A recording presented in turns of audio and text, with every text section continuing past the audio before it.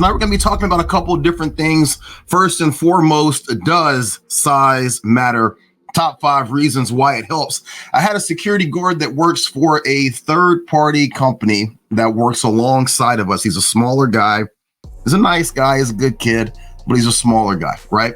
And like most smaller security guards, I would assume most smaller, law enforcement officers, the guy catches a lot of hell. He gets a lot of flack. And so he was asking me like, hey, is it about my size? Is that what is causing a lot of these problems? And to be honest, like no disrespect to any of you guys who are out there, who are a little bit on the smaller size, it does matter a little bit. There's some aspects of the job that if you are a bigger security guard, it just gives you, I don't want to say necessarily an easier time. And there's definitely things about being bigger, being larger that can be kind of a hindrance or a drawback. But we're going to talk about the top 5 things where it does help to be a little bit bigger. So remember, guys, you can comment, you can like, you can share, you can subscribe to the live stream, to the channel. Remember, if you are looking for security guard centered t-shirts or patches, check out bonesandbrewsecuritygear.com. All that good shit is right there. But let's get right into it. So number 5 of my top 5 reasons why size matters. Okay, no jokes over here. Okay, we're talking about security, working in the security field, why size matters. Number 5 is the appearance of increased authority. Guys, larger size can naturally convey authority.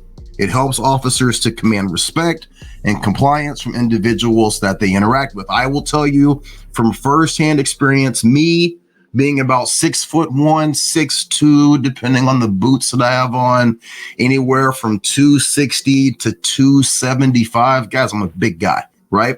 I command a lot of authority in terms of just having my presence. Now, again, I've told you guys that this can work against you. A lot of times if you're smaller in stature, if you're not a big guy, you tend to look at the guys who are a little bit bigger and you're like, man, like they got it easy. Not necessarily. Like you have to be aware of your size. You have to be aware of how your presence affects people. You have to be more aware of de-escalating. I have been talking about that situation in Seattle for the last 2 weeks, guys. The size of that security guard, the way that security guard looked, how he carried himself, that is a large part of how the interaction between that subject is being viewed. So I agree that being a little bit bigger in stature, a little bit bigger in size, it gives you that increased authority in terms of presence. But again, that can work against you if you don't understand that. You don't kind of understand the balancing act that comes along with that. But definitely if you're smaller, you do run into these issues where already being a security guard, you're already looked at as if you have zero authority, right? You're already looked at as if you have zero ability to enforce any policies. You're starting from behind the 8 ball from the very, very get-go. So if you're smaller in stature, that is definitely not helping. Number 4, enhanced visibility, okay? Larger guards are more noticeable and can cover more ground, providing better surveillance and monitoring of the area that they're assigned to. Being a security guard, 99.9% of what we do, it's deterrence, right?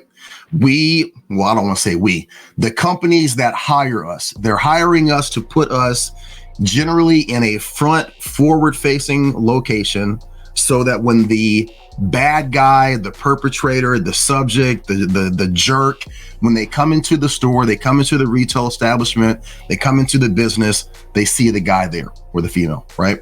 That's the entire reason why they have us there, to be that deterrent. If you're a larger guard, right off the bat, you're going to be seen from all different angles. The store that I work at, I stand in one very specific location where if you're coming up the escalator, you're going to see me.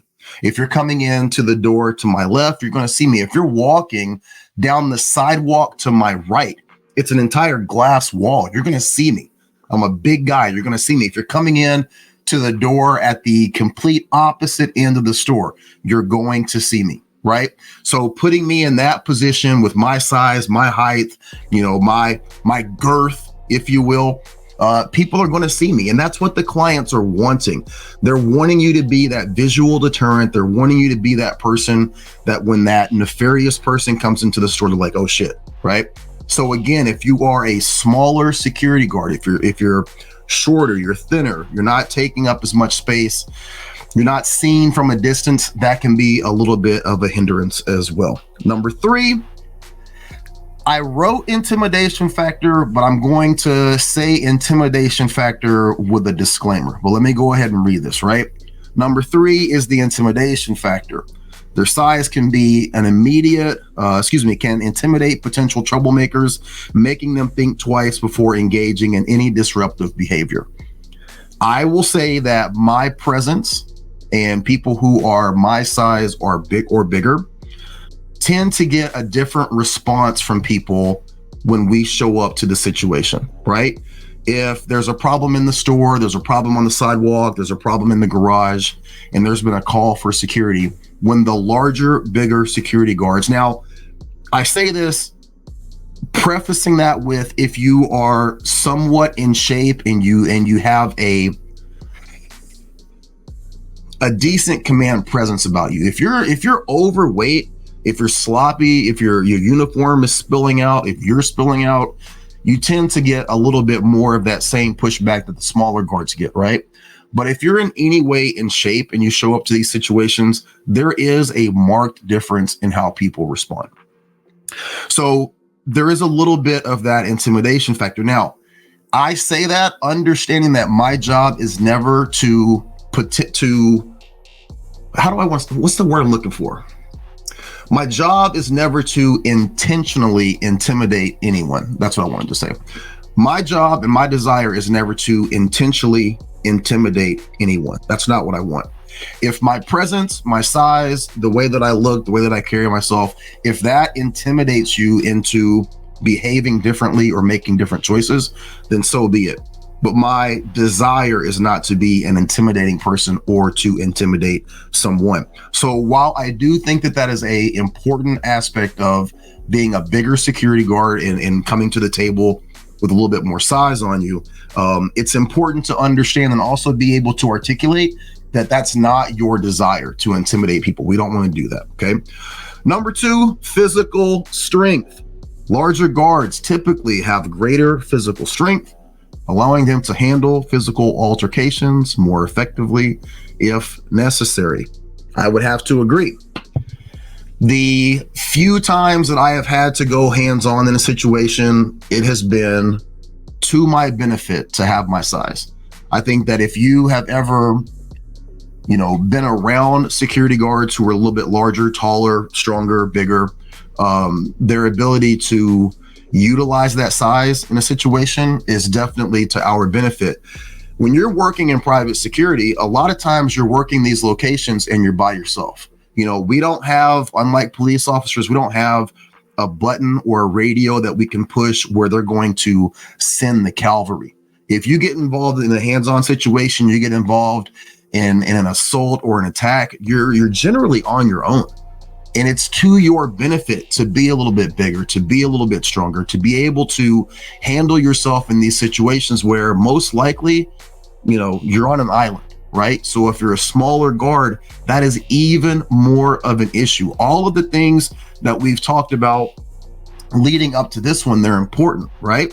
But I would say more than anything, if you're ever in a situation where you truly are in a hands-on or a one-on-one situation, or God forbid, a one versus, however many, if you're a smaller guard, you are at such a disadvantage. So definitely being bigger gives you more physical strength and more ability to handle yourself in those situations, specifically when you're by yourself. Number 1, this one is kind of like number 4, kind of like number 5, a little bit like number 3, and that's deterrence. Larger security guards often have more imposing presence, which can act as a deterrent to potential threats and troublemakers. I can't talk today.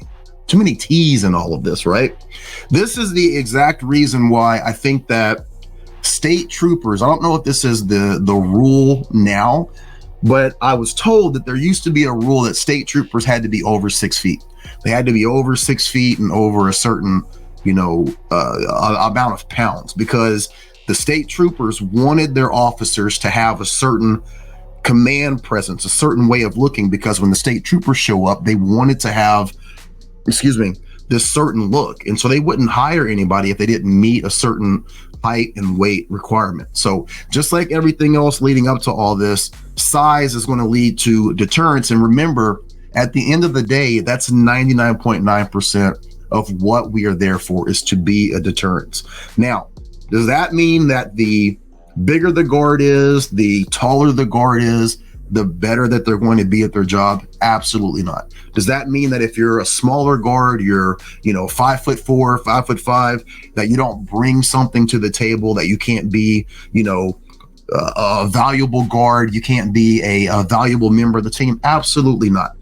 All of these things can be somewhat arbitrary, but they are objectively right in terms of the things that I've laid out in this dynamic of these 5 things. All right.